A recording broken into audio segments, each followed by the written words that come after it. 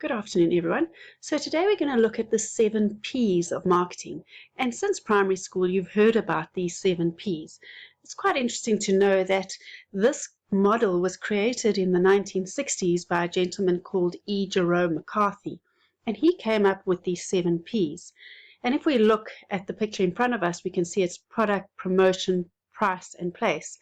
And these 4 were ideally created when it was about producing products for customers.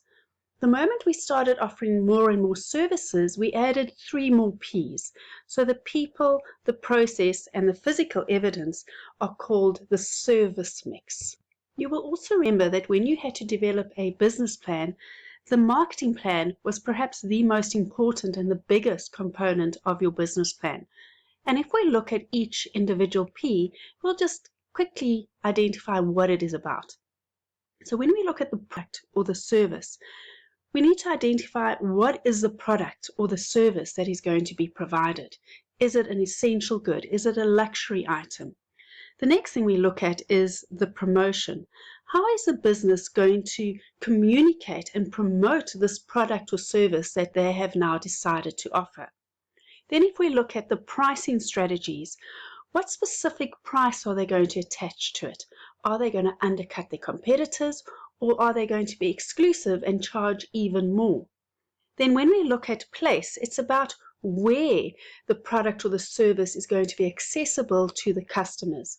Are you going to have it only in certain retail stores, in specific regions within a country, or are you going to deliver online? How are you going to distribute it to people? Then we start moving on to the service P's, and the first one is the people. Now this is not about the customers.